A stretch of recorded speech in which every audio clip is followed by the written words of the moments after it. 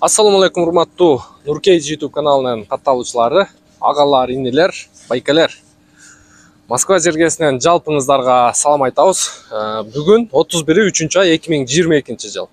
Москва убактысы боюнча саат 6:30 болду. Достор, выкупка алганда, машинаны выкупка алганда видеонун башында айтып коеюн, кайрылып коеюн.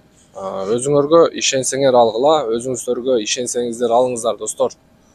Выкупту акыркы убакта ушул эң актуальный тема ушул выкуп, сфера выкупта болуп атат. Баягы алган адам менен берген адам ортосунда бир мындай конфликттер дагы болуп атат. Акыркы убакта выкупка чыгарган лизинговый компаниялар дагы өзүнүн кызыкчылыгын ойлоп, выкупка чыгарып берген балдарды подставлять этип көрүп атасыздар. Уксаңыздар дагы керек. Биздин бир тааныштар ушинтип выкупка алып чыккан. Бир айдан кийин башында 50 канча миңден төлөгөн, бир айдан кийин ошону 70 миң кылып, лизинговый компания ортодон баягы өздөрүнүн кызыкчылыгы үчүн акча кошуп алып, аны булар соттошуп 12 водитель болчу. 12 водитель. Ошол алып чыгып берген бала соттошуп адвокат жалдап аягында утуп чыкты. Эгерде сиздердин дагы араңыздарда көтөрүп салган, баасын көтөрүп салгандар болсо, араңыздарда сиздер дагы алып чыгып берген балдар менен сүйлөшүп көрүңүздөр. Может, сиздерде дагы мындай возможность бардыр, мүмкүнчүлүк бардыр. Ошон үчүн, достор, ушул именно выкуп алганда өзүң кыргыздардан дагы бир жакшы нерсени бөлүшүп коеюн, достор. Буюрса мен дагы бир жакшы балдарды таптым десем болот. Булар дагы көрсө, өзүнүн тууган, өзүнүн айылдаш, өзүнүн мындай жакын адамдарын эле алып берип атыптыр. Мен өткөндө айттым эле го, ушул система выкупту мындай түшүнгөн, темный жерлерин түшүнгөн адам барбы деп. Ошондон кийин бирөө чалган болчу, көрсө ошол байкебиз өзү ошо туугандарына алып чыгып, азыр иштеп жүргөн кез экен. Анан мен ага приложение кылдым. Өзүң кыргыздарга деле мындай өзүңүздүн туугандарыңыздарга жардам кылгандай, бир жардам кылбайсызбы ушинтип десем, ойлонуп көрөйүн деп, бүгүн дагы чалып калат.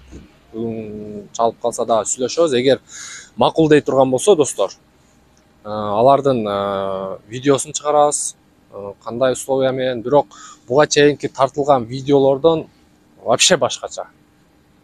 Условиясы дагы башка, мындай бар жогу прозрачный, достор.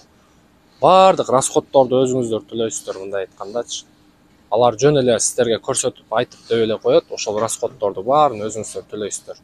Ошо только лизинговый компания менен болгону, ошолор мындай өздөрүнүн мындай кичине акысы бар экен, ошону берип коет. Кызмат акысы, мындай айтканда.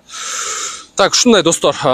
Буюрса алдыда дагы ал тууралуу видео тартабыз. Бул чыгарылышта сиздерге Kia Optima 2019 2-литровый автомат коробка, достор. Машина кыскасын айтканда, достор, уже байкебиз выкуптан чыгарган. Машина таптаза экен. Таптаза деген сөздү уксам эле баягы комментарийлер эске түшүп кетти. Кыскасы, машина таптаза. Любой проверка дейт. Автотек дагы кошумча мындай подъемниктерге көтөрүп алып, бар жогун текшерсе болот дейт. Өзү айдаптыр. Пробеги деле, достор.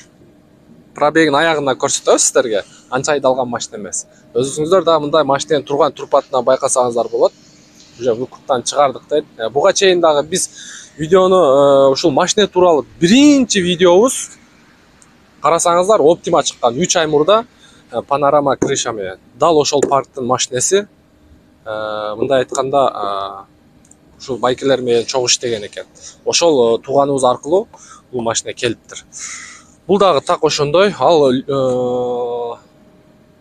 аныкы да комфорт болчу. Бул дагы комплектация комфорт, достор. Кеттик анда. Бизге ийгилик каалап коюңуздар. Машинанын сырты полный сары наклейка да, достор.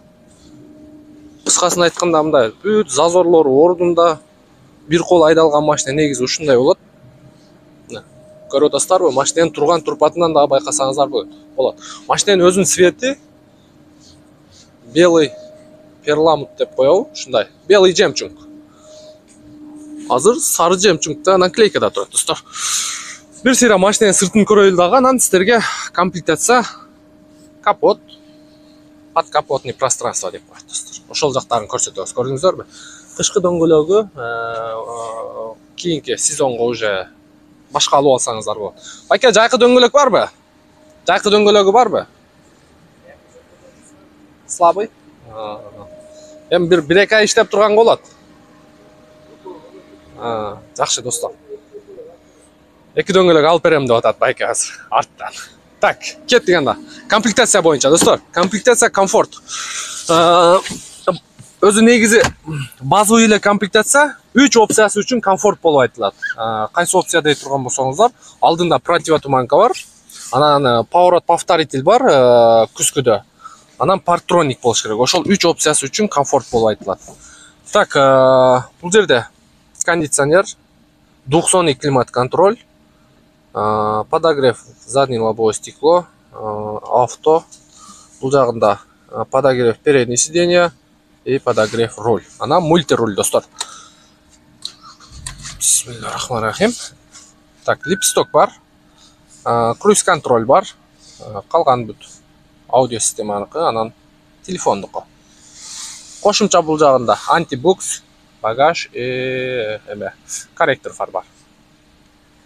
Так, пробегин көрсөтүп коелу достор. 153.066 километр.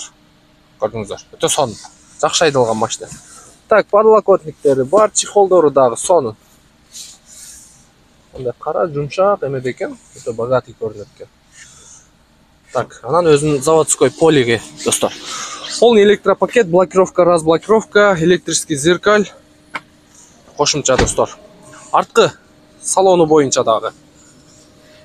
Так, задний подогрев сиденья, подлокотник, подстаканник, чехол дагы сонун экен. Көрдүңүздөрбү?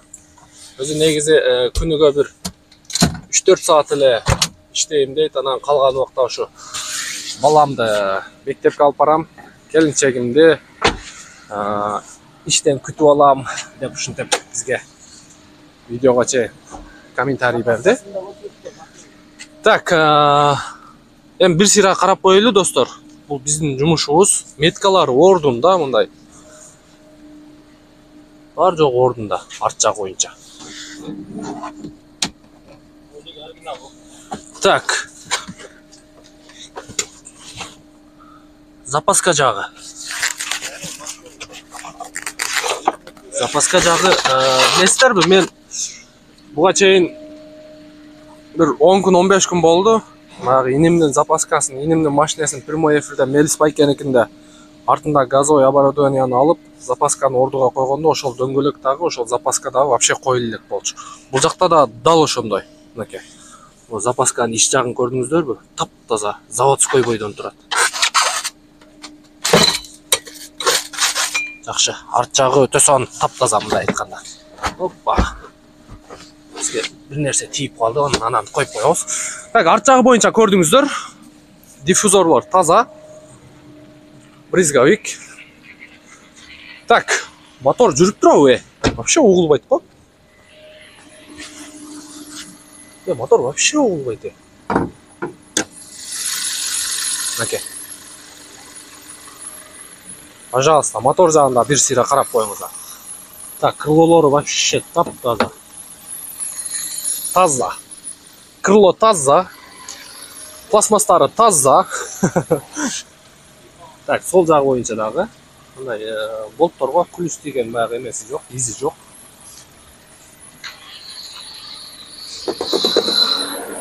Обычно мындай көрөк жүргөн машиналар өзү ушу жагынан да байкасаңыздар болот. Могу пластмассовый эмелери саргарып кететчи, мындай бозоруп. Бул жерде мындай идеальный турат бар жогу. Мотордун үнүн дагы байкасаңыздар болот. Мотордун немеси дагы бар экен, ылдый жагындагы. Ошол темир болобу же пластмасс болобу? Пластмасс болот, защиткасы дагы бар экен, мотордун ылдый жагында. Көп оптималарда болбойт ушулар. Так, буну масловый алганбыз дейт, 0 пробегте. Так, достор, документ боюнча. наличие алабыз десеңиздер сразу чыгарып берет. Парктын атында номерден байкасаңыздар болот. Так, анан варианттары бар. Эгерде мындай акчабыз бир аз жетпей калат эле, ошол суммага дей турган болсоңуздар, 1.200.000 1.300.000 бересиздер. Калганын как выкуп сыяктуу коюп беребиз деп атат. Анан кошумча маалыматты описанияга номер коюп коебуз. Байкебиздин өзүнөн толук маалымат алып, машинени баягы 1000 уккандан бир көргөн, келип көрсөңүздөр, анан таза экенин ошондо көрөсүздөр.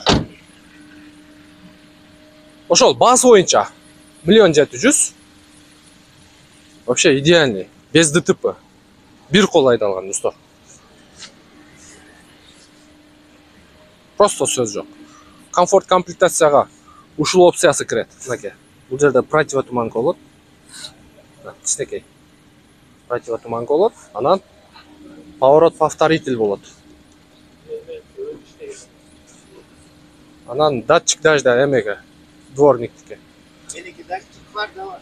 Анан датчик фар дагы барбы? Анан кошумча парктроник болуш керек. Ошол 3 опциясы үчүн комфорт болуп айтылат. Ушундай достор, номер описанияда. Байкебизди түн ичи мына беспокоить этпеңиздер, себеби мындай возрасттагы эле байкебиз. Ошон үчүн саат 10-11ге чейин чалыңыздар, болбосо эртең менен күндүздүн күнү чалсаңыздар болот. Ушундай биз сиздер менен коштошобуз. Кийинки видеодон жолугушканча сак саламат болуңуздар.